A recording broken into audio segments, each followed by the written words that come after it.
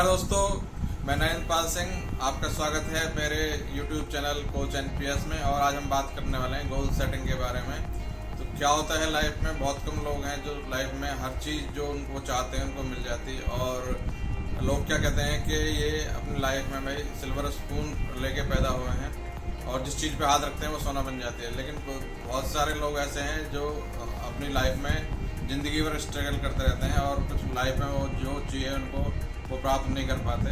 तो ऐसा क्या है, तो इसके बारे में हम बात करेंगे। तो जो लोग सफलता प्राप्त करते हैं उनके बड़े सपने होते हैं, वो बड़े सपने देखते हैं। और दूसरा क्या काम करता है, बड़े सपने देखने से ही हमारा जो दिमाग है वो चलता रहता है हमेशा।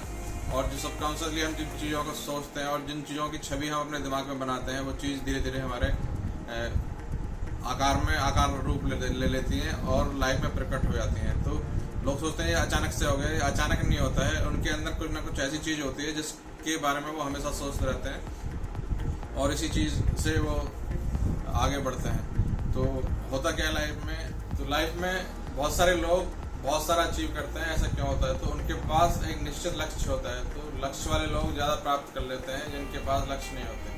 और नंबर 2 क्या है, हमारे जो लक्ष्य हैं आगे बढ़ने के लिए लाइफ में लक्ष्य हमारे लिखित होने चाहिए। तो हमें जो भी चाहिए हमें कागज़ पे लिख लेना चाहिए। और एक कहावत ऐसी है कि भी faintest ink is better than the sharpest memory. तो लिखा हुआ अगर आप पेंसिल से भी लिख रहे हो ज़्यादा बेटर है जो हमारे दिमाग में रहते हैं। होता क्या है, हमारे दिमाग में बहुत सारे विचार चलते रहते हैं। 60 से 70 हज़ार विचार रोज आते हैं और उसमें से कुछ नेगेटिव होते हैं, कुछ पॉजिटिव भी होते हैं। दोनों तरह के विचार रहते हैं और हम विचारों को हम होल्ड नहीं कर पाते। अगर हम कागज़ पर लिख लेंगे किसी चीज़ को तो हम उसको होल्ड कर सकते हैं दिमाग में। तो इसमें है कि अब if you can see you can sees it. अगर आप उसको देख सकते हो तो आप उसको प्राप्त कर सकते हो, पा सकते हो और होल्ड कर सकते हो। तो ये चीज़ है।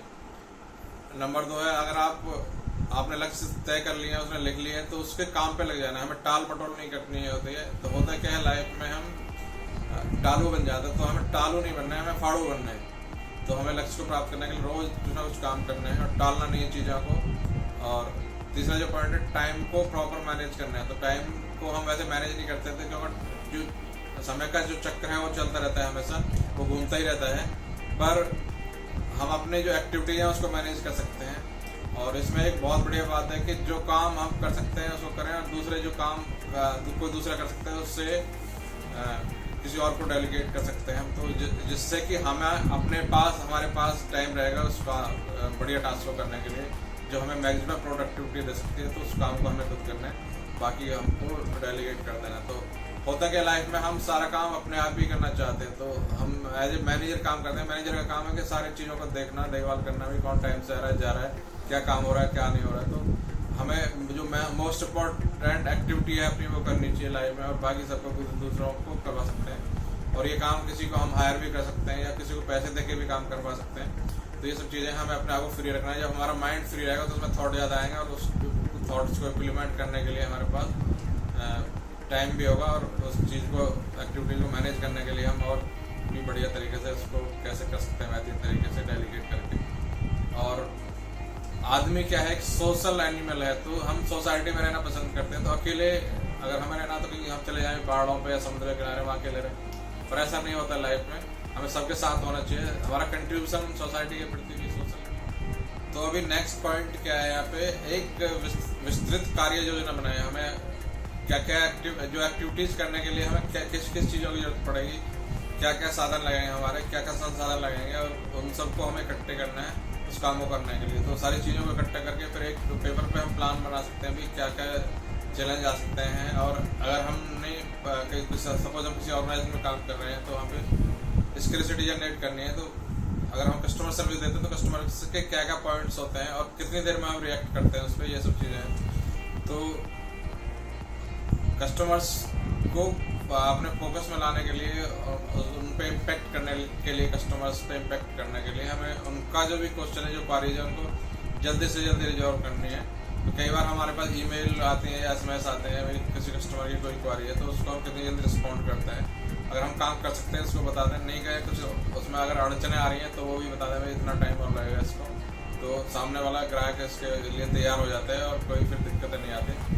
और तीसरी तीसरी जो पॉइंट है यहाँ पे जो हम इसी का एक पॉइंट है, जो हम कमिट करते हैं उसको पूरा करें, और जो पूरा और ऐसा ही कमिटमेंट है जिसको हम पूरा कर सकते हैं, ऐसा कमिटमेंट आता है जिसको हम पूरा कर सकते हैं। इससे क्या होता है अगर तो अगला जो पॉइंट है इसमें है कि कभी हार ना माने। तो हमें हमेशा जीत के लिए सोचना है और काम को बीच में नहीं छोड़ना है।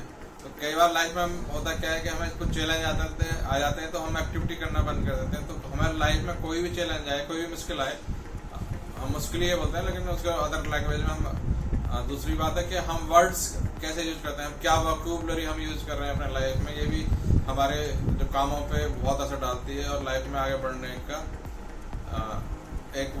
एक साधन है ये भी। तो अभी अगर हम देखें कि गरीब आदमी और अमीर आदमी की जो शब्दावली है उसमें बहुत डिफरेंस होता है। तो गरीब आदमी अलग तरह की शब्दावली यूज करते हैं, वो करते हैं कि मैं इसको अफोर्ड नहीं कर सकता, और अमीर आदमी ये सोचता है कि मैं किसको कैसे अफोर्ड कर सकता हूँ, मतलब मैं इसको कैसे ले सकता हूँ, क्या क्या तरीके हैं, मुझे अपने ड्रीम अगर पूरे करने हैं तो मैं इसको कैसे पूरे कर सकता हूँ। वो उसके कैसे के बारे में सोचते हैं और क्यों के बारे में सोचते हैं।